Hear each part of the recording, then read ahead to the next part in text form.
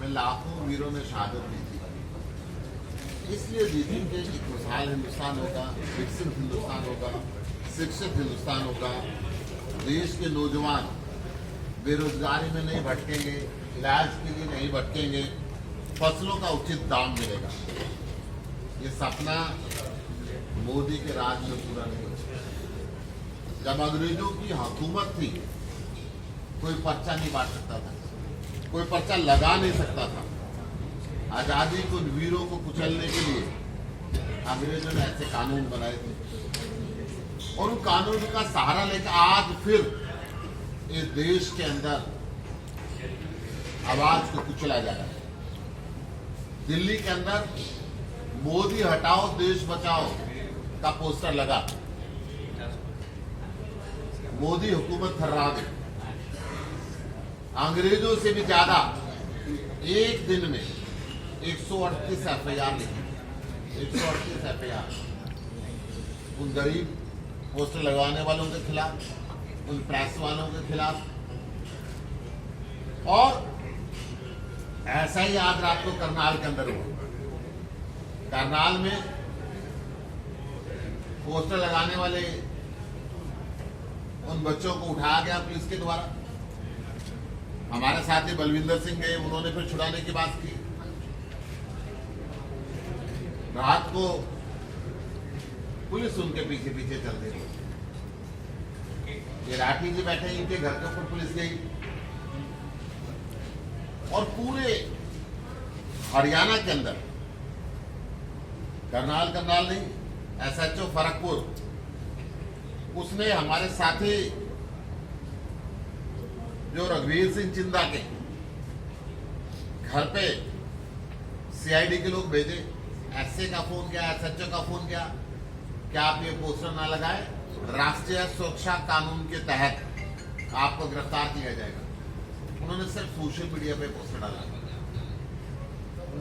इसी प्रकार एसएचओ सदर थाना फतेहाबाद हमारे साथी कल्याण सिंह के घर पे है, वहां पे उनको गिरफ्तार करने की बात की। सोनीपत में हमारे डिस्ट्रिक्ट इंचार्ज रहे देवेंद्र गौतम के घर पे सीआईडी ने कहा कि आपको गिरफ्तार कर लिया जाएगा, आप ये पोस्टर न लगाएं। पुलिस अभी भी पहुंची हुई है। पूरे हरियाणा के अंदर ये पूरी रात और सुबह से ये कार्रवाई चल रही है। इस देश के संविधान की धज्जियां उड़ाई जा रही है। विपक्ष की आवाज को कुचलने का पूरा फर्जी मुकदमे तैयार करके उसके ऊपर कोशिश की जा रही है। देश के किसानों के खिलाफ 3 काले कानून जबरदस्ती बनाए। 1.5 साल किसानों ने आंदोलन किया तो प्रधानमंत्री जी ने एमएसपी का वायदा किया कि उसको कानून का दर्जा देंगे, परंतु आज तक उस दिशा के अंदर एक कदम भी नहीं बढ़े। छात्रों की आवाज को देशद्रोही कह के उनको दबाया जा रहा है। जितने भी विश्वविद्यालय हैं, रोहित वेमुला जैसे नौजवानों को, और पूरे देश के अंदर अलग अलग जगह पे ये हुआ। मजदूर आज दयनीय जिंदगी जीने के लिए मजबूर है। भगत सिंह और बटुकेश्वर दत्त ने असेंबली में इसलिए बम फेंका था कि उस समय मजदूरों के खिलाफ सेफ्टी बिल लाया जा रहा था। आज पूरे देश में कानून बना के मजदूरों के हकों को खत्म किया जा रहा है। जहां जहां प्रधानमंत्री नरेंद्र मोदी जी जा रहे हैं, वहां पे अदानी साहब का साम्राज्य फैलता जा रहा है। दुनिया के किसी भी देश के अंदर जाएं, उस देश के अंदर रातों रात ये दुनिया का 2 नंबर का सबसे अमीर व्यक्ति बन गया। जब नरेंद्र मोदी और अडानी घोटाले की जांच की बात की गई, ज्वाइंट पार्लियामेंट्री कमेटी की गठन की बात की गई, हिडनबर्ग की रिपोर्ट पे चर्चा की बात संसद के अंदर की गई, तो मोदी सरकार एक शब्द उसमें बोलने के लिए तैयार नहीं। एलआईसी के, पीएनबी के, अनेकों वित्तीय संस्थाओं के हजारों करोड़ रुपए सवा हो गए। देश जानना चाहता है कि अदानी और मोदी के इस घोटाले के अंदर ये फर्जी कंपनियां, शेल कंपनियां बन के जो पूरा देश के अंदर ये लूट का धंधा चला, उस धंधे के जांच होनी चाहिए। आज विपक्षी पार्टियां या कोई भी व्यापारी एक आवाज उठाता है, उसके घर पे ईडी और सीबीआई पहुंचती है, परंतु इतना हजारों करोड़ रुपए का घोटाला हो गया, सब कुछ देश का इनके नाम कर दिया, रेल्स इनके नाम, सेल इनके नाम, एयरपोर्ट इनके नाम, बंदरगाह इनके नाम, और सब कुछ पैसे दांव पे लगाने के बाद भी आज तक एक जांच एजेंसी हिंदुस्तान की उस तरफ नहीं जाती। क्या कारण है, देश हित जानना चाहता है। जिस प्रकार ये मोदी हटाओ और देश बचाओ के पोस्टर से थर्रा गए और पूरे देश के अंदर आज आम आदमी पार्टी पूरे हरियाणा के अंदर, मैं खुद भी, हम जाएंगे और पोस्टर लगाएंगे, अनुराग ढांडा जी मेरे साथ जाएंगे और पोस्टर लगाएंगे। देखते हैं हरियाणा पुलिस के अंदर कितनी ताकत है, देखते हैं देश की पुलिस के अंदर कितनी ताकत है, देखते हैं कितनी जेलें इनकी बड़ी है कि कितने लोगों को गिरफ्तार करके ये अंदर करेंगे। परंतु देश के कानून के संविधान की धज्जियां उड़ाने की इजाजत कोई इस लोकतंत्र के अंदर नहीं देता। मैं निवेदन करूंगा, अनुराग जी भी अपनी बात रखें। सर, राहुल गांधी जी की जो सदस्यता छीनी गई उस पर क्या कुछ कहना चाहेंगे? कांग्रेस पार्टी का भी सेम ही कहना है कि लोकतंत्र की हत्या की जा रही है। पहले 1 मिनट इस मुद्दे पे कंप्लीट कर लें, फिर उसके बाद आप अपना सवाल लें। देखिए, जैसा सुशील गुप्ता जी ने कहा कि आज़ादी का जो आंदोलन था उस वक्त अंग्रेज़ों की सरकार थी और हमारा देश उस वक्त गुलाम था और उसको आज़ाद कराने के लिए एक संघर्ष चल रहा था। तब हमारे क्रांतिकारी क्या करते थे? तब हमारे क्रांतिकारी अपनी बात को लोगों तक पहुंचाने के लिए पोस्टर्स लगाते थे और अंग्रेज सरकार ये कहती थी कि हमारे खिलाफ जो भी बोलेगा उसको हम गिरफ्तार कर लेंगे, उसको हम जेल में डाल देंगे। इसी तरह से इन क्रांतिकारियों ने कभी भी अपने सपने में भी ये नहीं सोचा होगा कि जिस आज़ादी के लिए ये संघर्ष कर रहे हैं वो आज़ादी भी किसी वक्त में जाके दांव पे लग सकती है। आज के दिन में वही दौर वापस लौट रहा है जब हरियाणा की पुलिस, जो कि 36वें स्थान पर है कानून व्यवस्था में, जिनका पूरा ध्यान इस बात पर होना चाहिए कि हरियाणा के लोगों को, हरियाणा की महिलाओं को कैसे सुरक्षा उपलब्ध कराई जाए, उस प्रदेश की पुलिस कल पूरी रात करनाल में भी, सोनीपत में भी, फतेहाबाद में भी, सिरसा में भी, यमुनानगर में भी, सारे डिस्ट्रिक्ट्स में कल पूरी रात हरियाणा पुलिस सिर्फ एक एक्सरसाइज कर रही थी कि हमारे आम आदमी पार्टी के नेताओं से संपर्क करके, लगातार उनसे कांटेक्ट करके ये कोशिश कर रहे थे कि कैसे ये पोस्टर्स लगने से रोके जाएं। किस बात का डर है? क्या लिखा है पोस्टर पे? क्योंकि मोदी जी की नीतियां देश के खिलाफ हैं, देश को बर्बाद कर रही हैं, इसलिए हम कह रहे हैं कि मोदी हटाओ देश बचाओ। ये एक पॉलिटिकल नारा है और आज तक इस देश में पता नहीं कितनी बार कितने नेताओं के खिलाफ जनता ने इस तरीके के नारे लगाए, विपक्षी पार्टियों ने इस तरीके के नारे लगाए। ये पहली ऐसी सरकार है जो सरकारी तंत्र का दुरुपयोग करके लोगों के अंदर भय बिठाना चाहती है कि ये बात बोलना भी अपराध है, देशद्रोह है कि मोदी हटाओ देश बचाओ। तो अरविंद केजरीवाल जी के एक आवाज पे आज पूरा हिंदुस्तान उठ खड़ा हुआ है। 11 अलग अलग भाषाओं में पूरे देश में ये पोस्टर्स लग रहे हैं। हमने सोचा था कि सिंबॉलिक तौर पे इसको बताते हुए हम करनाल के अंदर पोस्टर्स लगाएंगे और अपना विरोध इसके लिए जाहिर करेंगे, लोगों को ये बताएंगे कि ये पोस्टर लगाना कोई अपराध नहीं है। लेकिन हरियाणा पुलिस ने जिस तरीके की दमनकारी नीति अपनाई, जिस तरीके से डर और खौफ में उन्होंने पूरे हरियाणा में हमारे कार्यकर्ताओं को परेशान किया, कार्यकर्ताओं की एक जबरदस्त आवाज और जनता की एक जबरदस्त आवाज है कि ये पोस्टर हर गली में, हर घर पे, हर शहर में लगना चाहिए। इसलिए आज इस प्रेस कॉन्फ्रेंस से ही हम ये घोषणा करते हैं और अपने कार्यकर्ताओं को खुली छूट देते हैं कि जहां पर भी, जिस जगह भी उनके मन की बात को वो दीवार पर चस्पा करना चाहते हैं, पोस्टर लगाना चाहते हैं, वो पूरे हरियाणा में जहां भी लगाना चाहें वो ये पोस्टर्स लगा सकते हैं। हम कोई रेस्ट्रिक्शन किसी तरीके का नहीं है। अगर किसी तरीके से पुलिस उनको परेशान करने की कोशिश करेगी, पूरी पार्टी एकजुट है, सारी लीडरशिप अपने कार्यकर्ताओं के साथ खड़ी है। और हरियाणा में भी अगर आम जनता को इस बात से नाराजगी है कि मोदी जी की नीतियों ने उनको परेशान किया है, तो हम सबका आह्वान करते हैं कि वो भी खुल के सामने आए और वो भी मोदी हटाओ देश बचाओ के इस नारे में अपना योगदान दें, इस पोस्टर में अपना योगदान दें।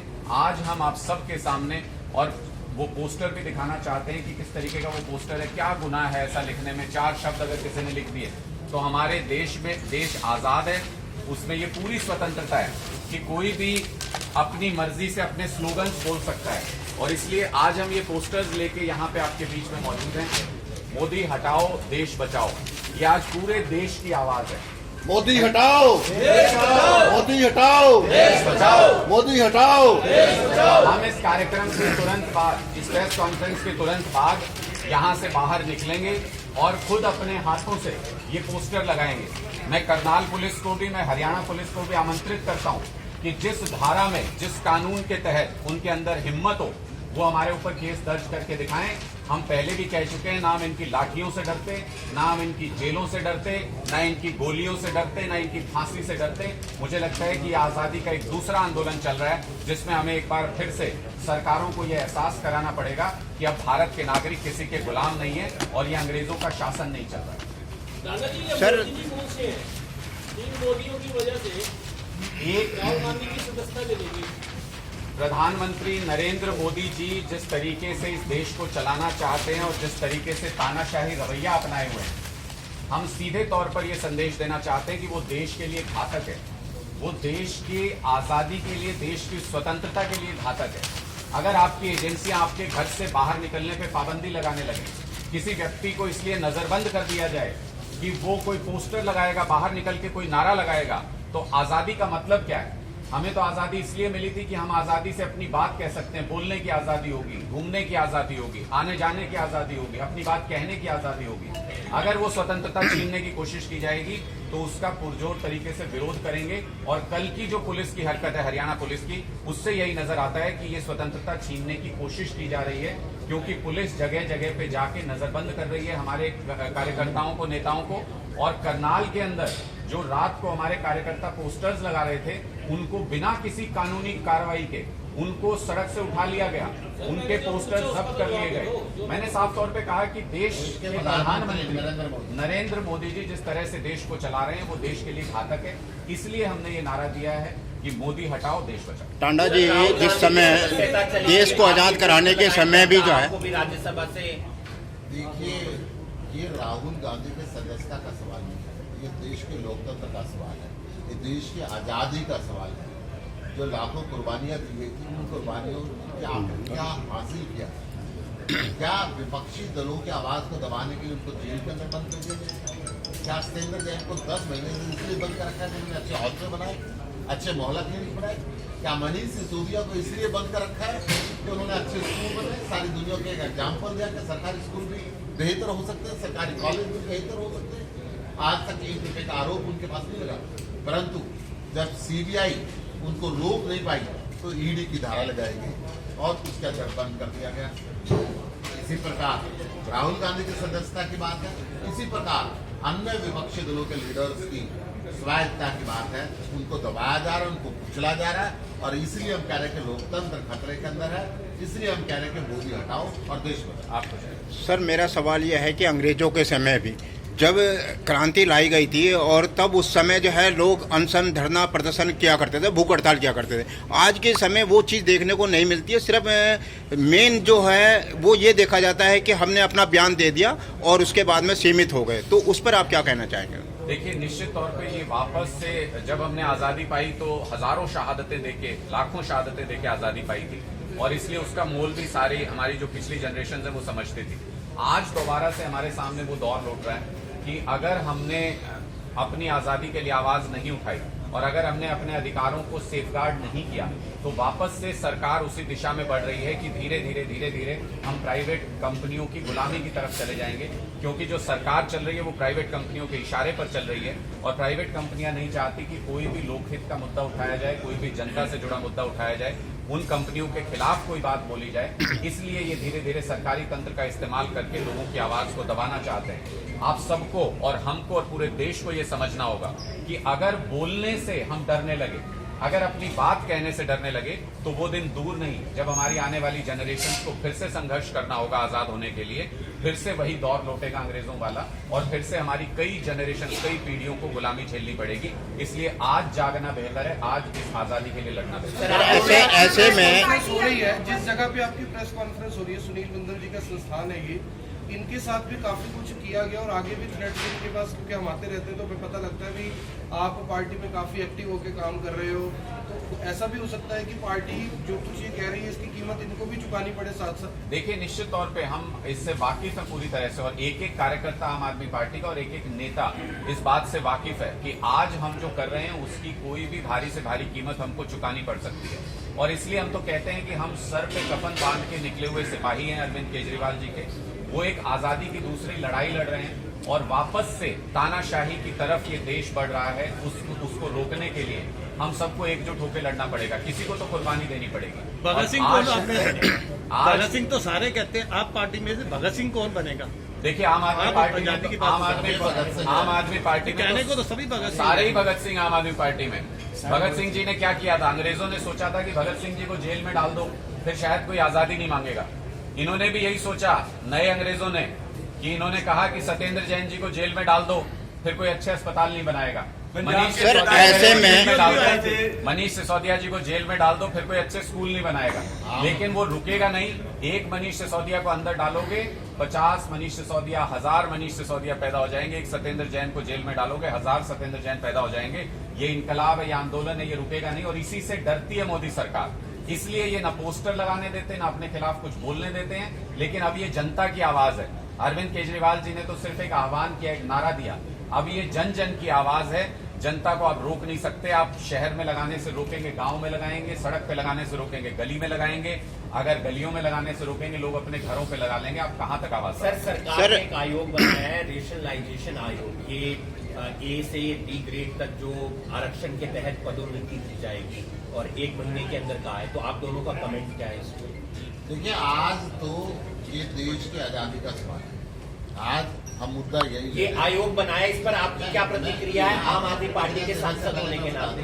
इसके लिए आप अलग से ले लेना, परंतु इस पे आज हम ये देश की जो आजादी की आवाज है, जिसको आम आदमी पार्टी सड़क से लेकर संसद तक उठा रही है, जिसको आम आदमी पार्टी ने प्रधानमंत्री के भाषण के दौरान भी संसद के अंदर उठाया, जिसको आम आदमी पार्टी के राष्ट्रीय संयोजक अरविंद केजरीवाल जी ने जंतर मंतर से उठाया।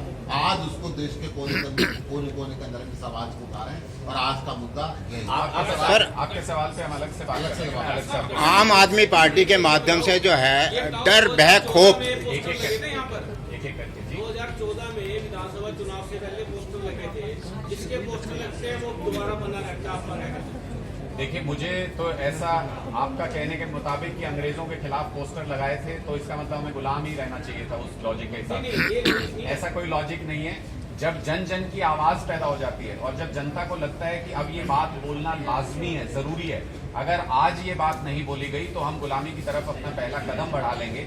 जब लोगों के दिमाग में ये बात घर कर जाती है तो उसके बाद वो आवाज मिल जाती है सब लोगों की और एक आंदोलन बन जाता है। आज ये पोस्टर सिर्फ पोस्टर नहीं है, आज ये एक मांग है, पूरे देश की मांग है कि किसानों के खिलाफ मोदी जी काम करते हैं, व्यवसायियों के खिलाफ मोदी जी काम करते हैं, छात्रों के खिलाफ मोदी जी काम करते हैं, जो युवा हैं उनके खिलाफ मोदी जी काम करते हैं, सरपंच चुने हुए हैं उनके खिलाफ इनके खट्टर साहब काम करते हैं, और जो चुने हुए प्रतिनिधि हैं, सांसद हैं, उनकी जेपीसी नहीं बनने दे रहे, सुशील गुप्ता जी रोज मांग करते हैं। दिल्ली में चुनी हुई सरकार है, उसको एसजी अपने तरीके से चलाने की कोशिश करते हैं। दिल्ली में चुने हुए पार्षद हैं, उनको मेयर नहीं बनाने दे रहे थे, अब स्टैंडिंग कमेटी नहीं बनाने दे रहे। तो ये लोकतंत्र के ऊपर खतरा है जिसको आज पूरा देश समझता है। लोकतंत्र पे प्रहार ना हो, इसलिए देश को एक शिक्षित प्रधानमंत्री चाहिए, देश को एक पढ़ा लिखा प्रधानमंत्री चाहिए, देश को ऐसा प्रधानमंत्री चाहिए जो हर वर्ग की समस्या को समझ सके। सर, एक आम आदमी पार्टी के लिए आम आदमी पार्टी की सरकार आई है, तब से पंजाब में हालात क्यों खराब हो रहे हैं, इसको किस तरह से पूछते हैं? देखिए, मुझे नहीं लगता कि आप कौन से आंकड़े पढ़ते हैं जिससे कि आप कह रहे हैं ये हालात खराब है। आप पूरे देश में अगर देखें, पंजाब लॉ एंड ऑर्डर के मामले में दूसरे स्थान पे है। सिलेंडर कर दिया गया केंद्र को उन्होंने। मुख्यमंत्री एक एक करके आप पूछेंगे तो मैं जवाब दे पाऊंगा, कंटिन्यूटी उसमें बनी रहेगी। पूरे देश में अगर आप देखें, पंजाब लॉ एंड ऑर्डर के मामले में दूसरे स्थान पे और हरियाणा 36वें स्थान पे। अगर किसी से भी हालात खराब होने के बारे में पूछा जाना चाहिए तो हरियाणा सरकार से पूछा जाना चाहिए। आप सोचिए कि कल की बात है, खाप के प्रधान के ऊपर हमला हुआ है, सरेआम हमला हुआ है, जो कि एक पंचायती व्यक्ति है जो इतने बड़े समाज को रिप्रेजेंट करता है, उस व्यक्ति के ऊपर सरेआम हमला होता है, डॉक्टरों के ऊपर हमला होना और बाकी सामान्य लोगों के ऊपर हमला होना, मर्डर होना, डकैती होना, ये तो बहुत आम बात है हरियाणा के अंदर। महिलाओं के खिलाफ अपराध होना बहुत सामान्य बात हो गई हरियाणा के अंदर। मुझे लगता है अगर लॉ एंड ऑर्डर के बारे में कोई सवाल पूछा जाना चाहिए तो अमृतपाल अभी तक पकड़ा क्यों नहीं गया सर? अमृतपाल मुद्दे पर क्या कुछ कहना चाहेंगे? अमृतपाल वाले मैटर पर क्या कुछ कहना चाहेंगे? तो सेकंड नंबर पे ये लोग, मुझे लगता है कि वो पंजाब का मैटर और पंजाब सरकार उसको हैंडल कर रही है अपने तरीके आप से। समर्थन करते हैं और आप अमृतपाल का समर्थन कर रहे हैं सर? कह रहे हैं कि क्या आप दिल्ली से अमृतपाल भागना का चाहने के समर्थन लिए करते सारी के हैं? सारे मूवमेंट की गई है सर क्या आप भोजला और एक एक करके पूछ लें। और मैं आपसे रिक्वेस्ट करूंगा कि आज का जो हमारा मुद्दा है वो मोदी सरकार किस तरीके से तानाशाही रवैया अपना रही है, हम उसके ऊपर बात करें। वहाँ कश्मीर बनाना चाह रहे हैं आप लोग एक कह रहे हैं। सवाल एक बार पूछेंगे, मैं उसका जवाब भी दे दूंगा, पर आप 10 बार भी पूछेंगे तो मैं वही जवाब दूंगा। तो इसलिए 10 बार वही सवाल पूछने से फायदा नहीं। आप एक बार पूछिए, मैं आपको एक बार जवाब अमृतपाल दूंगा। को लेकर आपकी क्या राय है? क्या वो गिरफ्तार नहीं होना चाहिए? क्या आप समर्थन करते हैं अमृतपाल का? क्या आप खालिस्तान का समर्थन करते हैं? देखिए, पंजाब सरकार ने इसके बारे में अपना स्टैंड बहुत अच्छे तरीके से क्लियर किया है और मुझे लगता है कि जो जिस वक्त कानूनी रूप से जरूरी चीज थी वो पंजाब सरकार ने वो कदम उठाए और बहुत ही सेंसिटिव तरीके से उन्होंने इस पूरे मैटर को हैंडल किया है। हमें पूरी उम्मीद है कि कानून की पूरी इज्जत रखते हुए, कानून का पूरा संकल्प रखते हुए बहुत ही अच्छे तरीके से पंजाब सरकार इसको हैंडल करने में सक्षम है। पंजाब में लॉ एंड ऑर्डर की स्थिति आज के दिन में पूरे देश में केंद्र सरकार की रिपोर्ट के हिसाब से सेकंड नंबर पर है।